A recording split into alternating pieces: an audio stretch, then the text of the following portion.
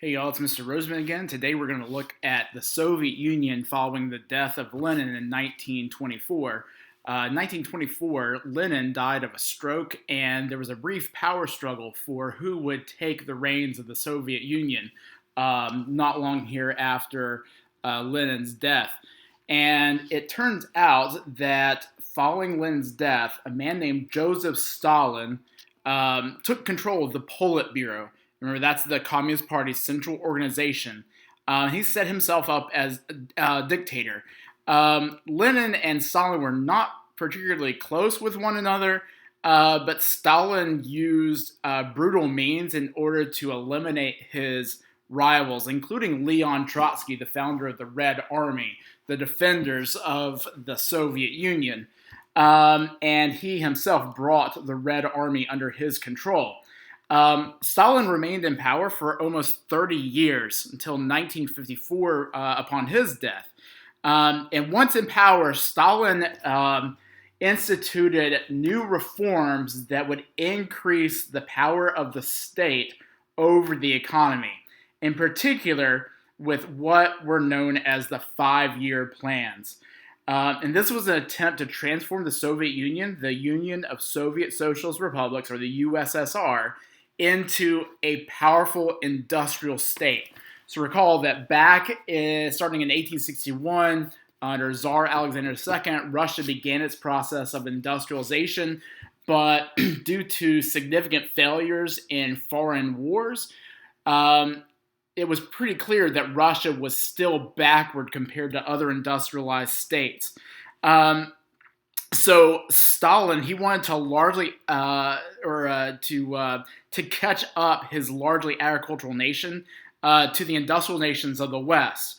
So at the same time that he was trying to end Russia's backwardness by using his totalitarian means, he also collectivized agriculture. So this is a process in which farmland was taken from private owners and given to collectives, or this collectivized farming, to manage. All right. So in theory, a collective, what is called a kolkhoz, Kolhoz, in Russian, that was a group of peasants who freely joined together to farm a certain portion of land.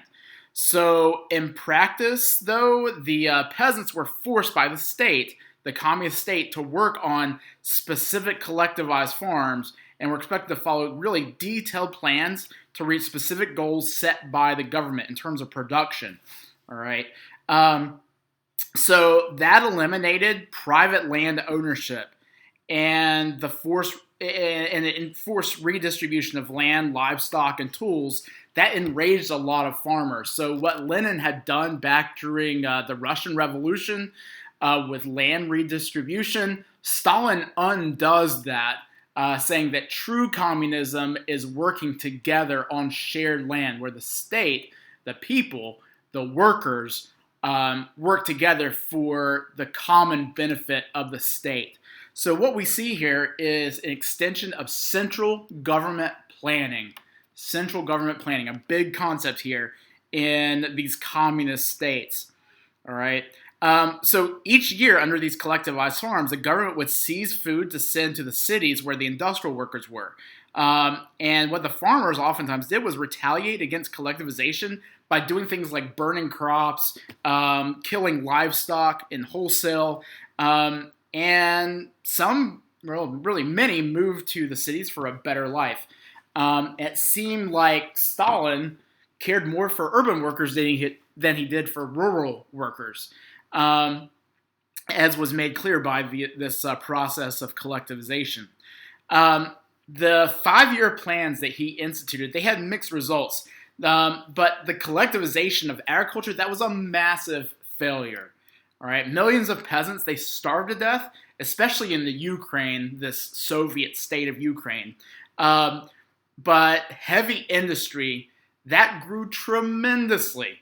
So by the 1930s, all right. However, under these 5-year plans, which has its goal, full industrialization, they severely neglected consumer goods. So products that would generally appeal to people that would make their lives a little bit cushier, a little bit nicer. Things like automobiles and radios, products that would make household life a bit easier, vacuum cleaners, things that the West seems to have in abundance. The Soviet Union is dreadfully lacking. They were in really short supply. But nonetheless, there were lots of factory jobs available because of these 5-year plans, and the cost of living was really low. So there were some clear successes that came with this. And with every set of 5-year plans as implemented by Stalin, they exceeded their expectations in producing heavy industrial goods, steel products. All right. But it was no secret that Stalin was absolutely brutal as a leader. So he was a totalitarian ruler, overseeing this centralized economy. So he punished political opponents by executing them or sentencing them to life terms in labor camps called gulags, many of which were in Siberia, this extremely remote area of Russia. So in these gulags, just tens of thousands died. Think of them as labor concentration camps for his supposed political enemies. In addition, his agricultural policies under collectivization, that led to the death of many millions of Soviet citizens. And because Stalin kept tight control of the press, the media, details of his atrocities, they went unreported. All right, so the media is directly controlled by the state, and therefore he has access to controlling what the Russian people know about the system. Nonetheless, in the 1930s, while the Great Depression is happening, the world viewed the USSR with a mix of horror and wonder, all right, seeing this absolutely explosive industrial growth, whereas the West, where the Great Depression is hitting so hard, is just facing the brunt of economic distress. So at the same time that its economic growth is increasing, its military power is growing too. They're going in hand with one another, this 5-year plan strategy. And that posed a particular challenge to countries with capitalistic economies, all right, whose people were experiencing those really high levels of unemployment during the Great Depression, okay? So with that, it's a mixed bag. Collectivization, not such a great success. 5-year plans, overall, an overwhelming success with the exception of a lack of consumer goods, which in the West is generally having greater access to, all right? So this is going on all through the 1930s, 1940s, and the 1950s, these 5-year plans and collectivization. But we know as of 1941, Hitler breaks his promise of never invading the Soviet Union by invading the Soviet Union, trying to access oil supplies. And that brings the Soviet Union into the Allied powers during the rest of World War II from 1941 to 1945. All right. So with that, on the Eastern Front, despite initial difficulties in pushing back the Germans because of the Germans' blitzkrieg, Soviet troops eventually, by 1942, were moving rapidly towards Germany. In July of 1943, for example, the largest tank battle ever, called the Battle of Kursk, that was fought about 300 miles south of Moscow, where the Soviets challenged that idea of German blitzkrieg by successfully holding their defensive position and then counterattacking with tanks. And the Soviets made rapid progress from that point onwards, pushing through Poland as of January of 1945, and then pushing through Hungary, Romania, and Bulgaria, and then all the way to Germany's capital, Berlin, well before the rest of the Allied powers who were coming from the West. So, in that way, again, the Soviet Union, even though they are freeing these Eastern European states of Nazi control, they are instead replacing Nazi control with communist Soviet influence. And that's where we get this idea of the Eastern Bloc forming. So whenever the war is over, again, remember that we have an almost immediate transition from World War II into the Cold War, where we now have this global showdown between the US and its allies who support capitalist ideology versus the Soviet Union and its allies who support communist ideology. And what's making matters worse is that by 1949, the Soviet Union has its own nuclear capabilities. And joins the United States in that superpower status. So this is all happening still under Stalin. He's going strong all from the time of Lenin's death through World War II into the early years of the Cold War era. All right. All the while, again, using this collectivization strategy and these 5-year plans in order to boost industrial production and to boost food production in order to meet the needs of the urban working class who are producing in factories. All right. Now, by 1954, or in 1954, Stalin dies.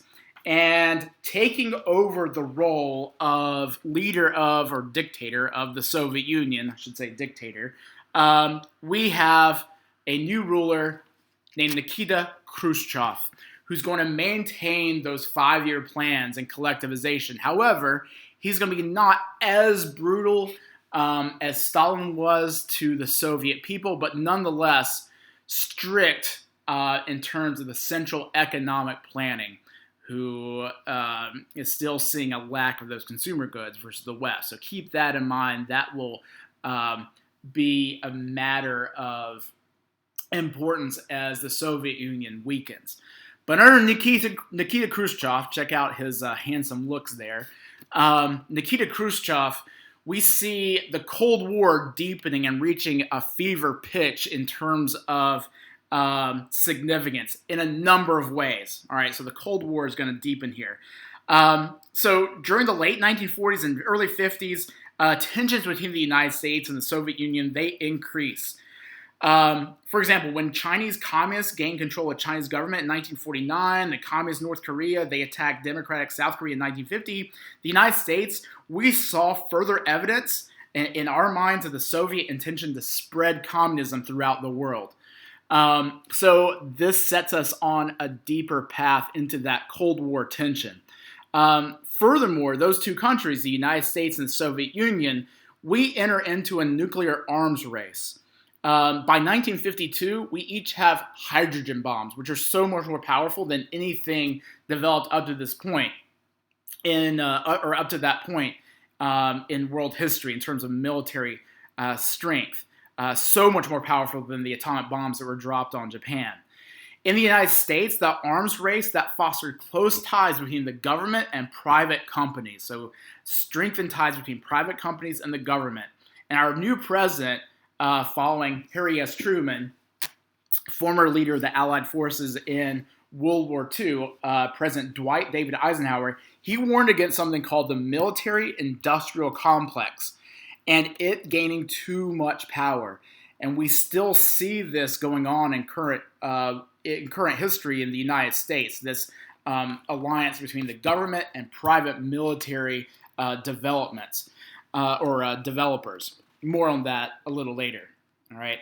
Under Khrushchev as well, who rules here 1955 through 1964, we also see the launching of something called Sputnik. All right.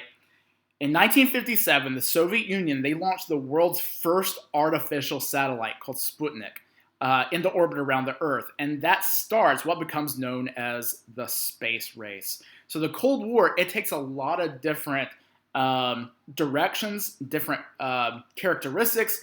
The space race is one of those.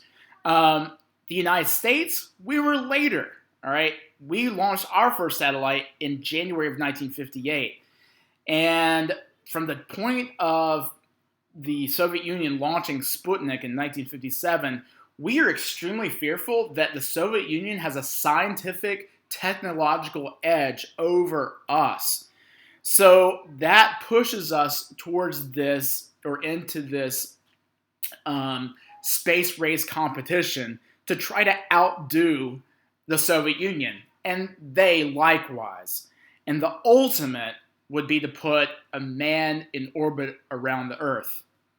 Who does that first? It's the Soviet Union with a man named Yuri Gagarin, all right? Not the United States. Further proof that we were still behind the Soviet Union, all right? But the absolute ultimate in the space race would be to put a man on the moon and to bring him home again. Not just to get him there, but to bring him back. Who wins that competition? It's the United States. As of July of 1969, we do that, all right, with Apollo 11, following the establishment of a new government agency called NASA, all right. So we put Neil Armstrong and Buzz Aldrin on the moon, and we bring them back. And that's not it. That's not all. We also put the American flag on the moon. And yeah, we said we're doing it for all of mankind, but we know where you plant flags, that's a sign of ownership. Who owns the moon? That's right, it's the United States. Anyhow, okay, I'm just kidding about that. Not technically, but in the Cold War era, that was an ultimate declaration of our technological know-how and our means over the Soviet Union, all right? So there's other ways, though, that the Cold War deepened, all right? It also takes the form of those proxy wars that we talked about last time. The Korean War, that had concluded just before Khrushchev comes to power, but under Khrushchev, we see the Cuban Revolution, the Vietnam War intensifying, all right? And the creation of this concept of MAD, the mutually assured destruction, all right? Early in 1959, the Soviet Union, for example, they tested their first intercontinental ballistic missile, all right, ICBM, intercontinental ballistic missile. And that was capable of delivering a nuclear warhead into U.S. territory. So this is a way in which rocket development, jet propulsion, space exploration, that also helps fuel, literally here, military means too, because if you place nuclear weapons on a rocket, well, you can reach anywhere in the world within just a matter of minutes, all right?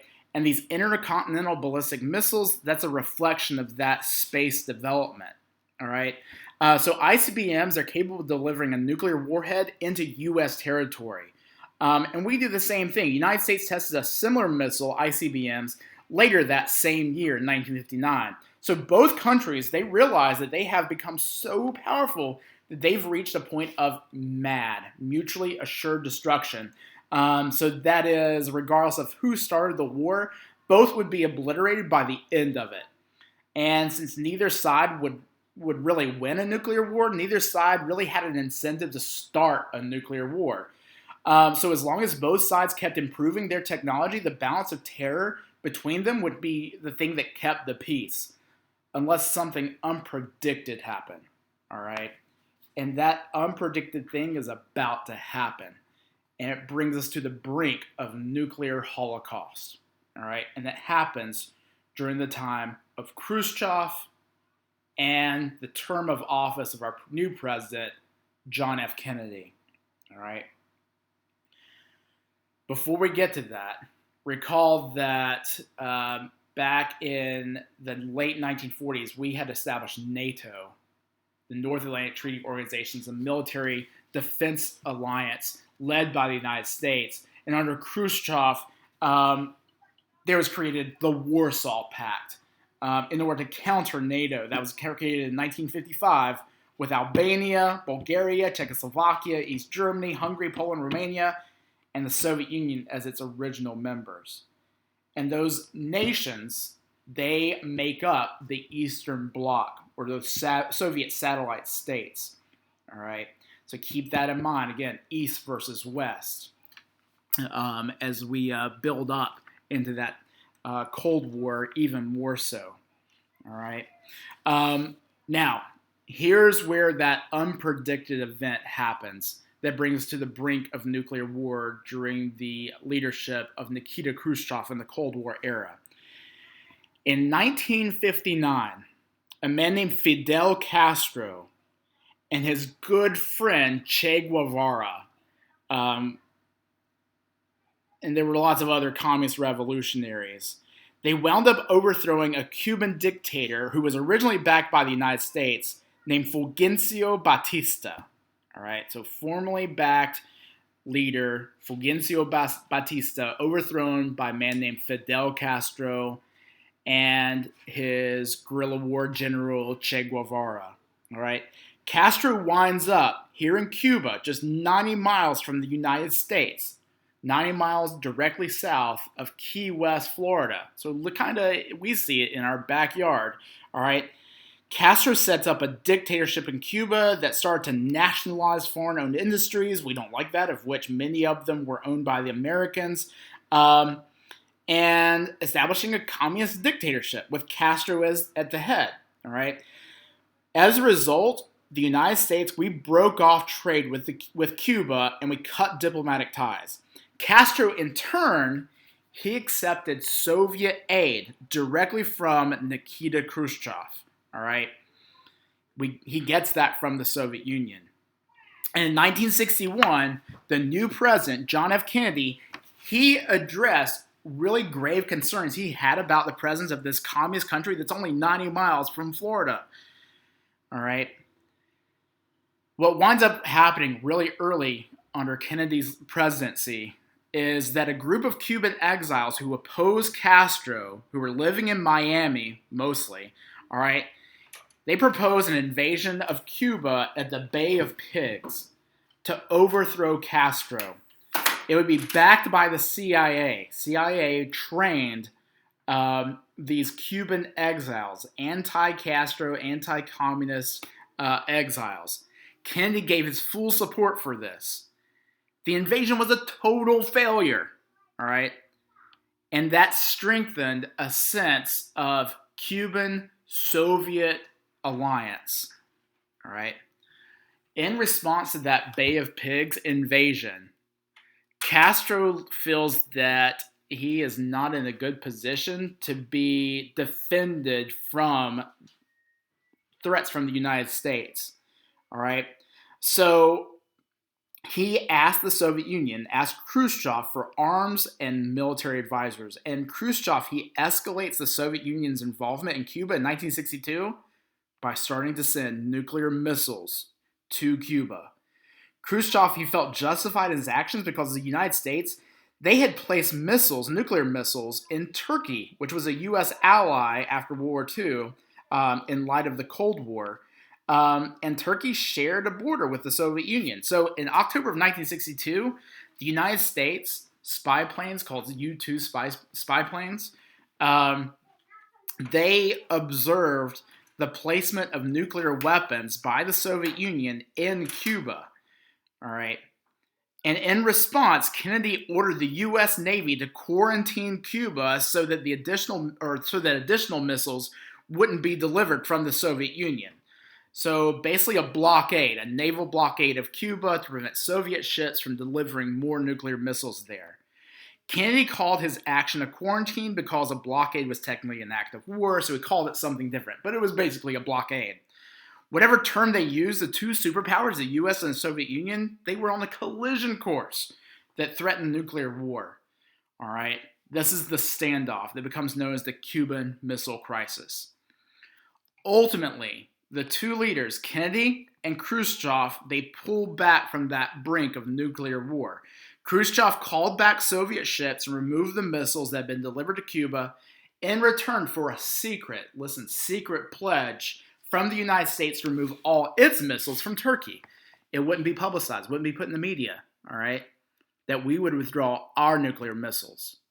So that's not so much publicized. What we oftentimes hear in the United States is how we forced the Soviet Union to back down, pull out its nuclear weapons from Cuba, but it really was a mutual agreement. We did the same thing, but in Cuba or in Turkey. All right. After the incident known as the Cuban Missile Crisis, leaders of both countries, the US and Soviet Union, realized that better communication between their countries was absolutely needed.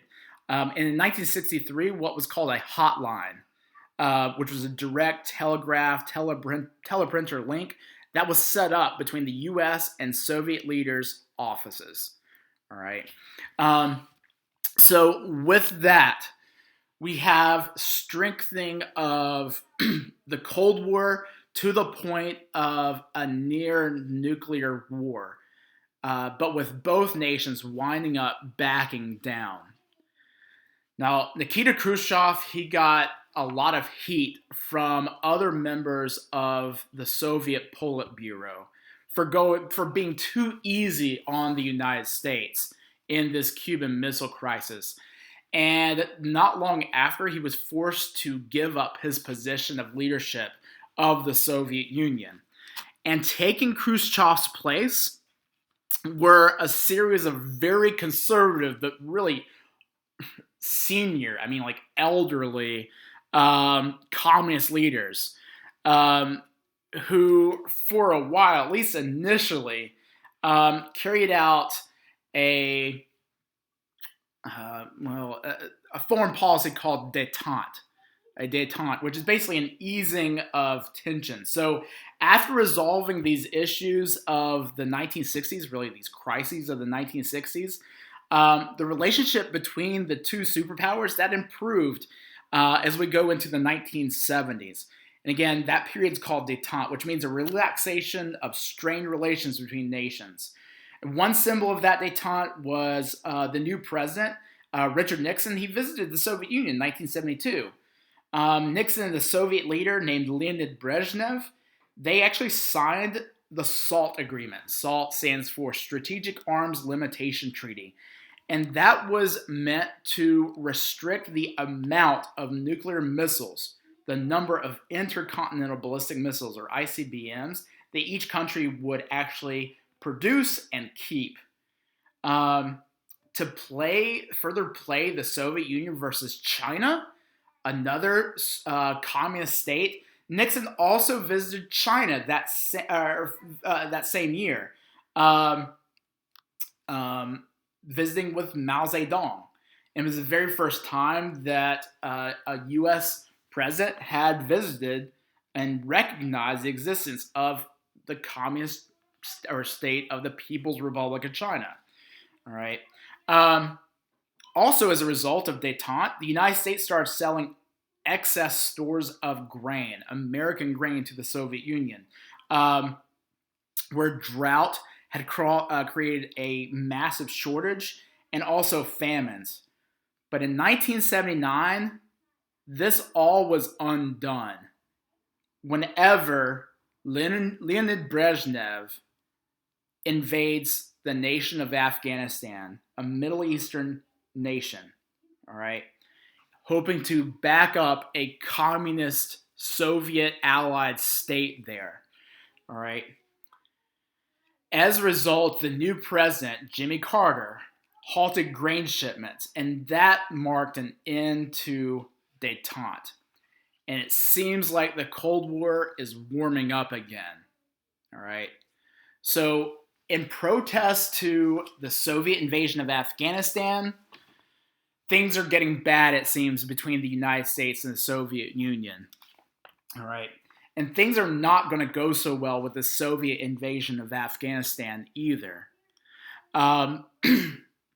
So one way we see that is that during the presidency of Ronald Reagan, following Jimmy Carter, and Reagan was served as president between 1981 and 1989, those tensions increased even more. Reagan referred to the Soviet Union now as the evil empire, and he sent military aid, including weapons, to support Afghans who were rebelling against Soviet power. Also, really, anybody in Afghanistan that was fighting against the Soviets, we saw as allies. So this is an example of a proxy war. This included a group called the Mujahideen, Islamic freedom fighters who were claiming jihad against the Red Army, against the Soviet Union, to kick out the communist influence from Afghanistan. One of the leaders of the Mujahideen was a man named Osama bin Laden, who had relocated there from Saudi Arabia in order to lead Islamic freedom fighters in Afghanistan against this evil empire of the Soviet Union. And Osama bin Laden, under Ronald Reagan, received financial aid, military aid. And if you know your later history, this winds up coming back to haunt us. Because after the Mujahideen declared defeat of the Soviet Union in 1989, causing the Red Army to withdraw from Afghanistan, we see a strengthening of the Mujahideen to oppose what they see as the other evil empire, the United States. All right. And it's Osama bin Laden that winds up organizing an ultra-extremist Islamic fundamentalist group called Al-Qaeda, which is Arabic for the base. But more on that a little later. All right. So keep these things in mind. Regardless of who we were aiding, the Soviet Union extremely resented this really overtly militaristic move by the United States and us backing the Mujahideen and other Afghani freedom fighters. In addition, by the early 1980s, the United States and the Soviet Union, we each had more than 12,000 nuclear missiles, each one pointed at the other side. Not only then would the superpowers destroy each other with a nuclear exchange, but the rest of the world would be destroyed 7 times over, all right, with such an arsenal if unleashed. In light of that, Ronald Reagan declared that the United States would create a missile defense program he called the Strategic Defense Initiative, or SDI. Critics called it, get this, Star Wars. Star Wars had not come out, the movie, not long before this. So people who criticized this system, they called it Star Wars, the Strategic Defense Initiative. So the idea was that the system would supposedly destroy any Soviet nuclear missiles that targeted the United States or its allies, in part using lasers that were going to be placed on satellites orbiting around the Earth that were U.S. owned. But lacking such a system, the Soviets would be unable to keep U.S. missiles from hitting targets in the Soviet Union. So the Soviets, they saw this as a move towards beginning an arms race in space, all right, taking it to a whole new level. So not having enough money to match the United States, Star Wars research and development, the Soviets objected loudly to Reagan's plan. All this spending throughout the Cold War, it is bankrupting the Soviet Union. So our new strategy becomes that we're going to outspend the Soviet Union in defense. And they're not going to be able to keep up.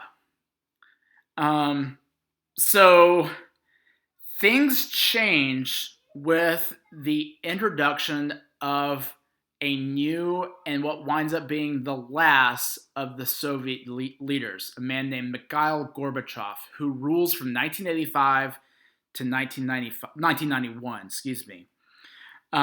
Those increased in tensions during the 1980s, it led to other nations feeling that they had to choose between the superpowers. So non-aligned nations hoped they would not experience a nuclear holocaust caused by those nations. So remember, those non-aligned countries, most of which were formerly decolonized states. All right. So in that tense atmosphere of the early 80s, Mikhail Gorbachev, he was a more progressive communist than previous Soviet leaders. He comes to power in 1985. And he favored something called perestroika, which is an attempt to restructure the Soviet economy to allow elements of free enterprise. Get this, we're going to allow a little bit of capitalism in alongside this communism in order to strengthen the Soviet economy. He also speaks for something called the glasnost, which is a policy of opening up the Soviet society to greater freedoms, freedom of speech and press, freedom of media, which means that the people can openly criticize the Soviet Union, things that and problems that the Soviet Union had denied. Now the people can freely speak out against it. So he opens the door. And what these strategies were supposed to do were meant to save the Soviet Union from collapse, to maintain their empire. It winds up, if you give the people an inch, they wind up wanting a mile, taking a mile. They throw open the doors to wanting other freedoms, other Enlightenment freedoms that they know the West has, including capitalistic freedoms to produce consumer goods, which were in great demand, all right, and in great short supply in the Soviet Union, all right. And in 1987, under Gorbachev's leadership, the Soviet Union and the United States, they agree on a new nuclear arms treaty.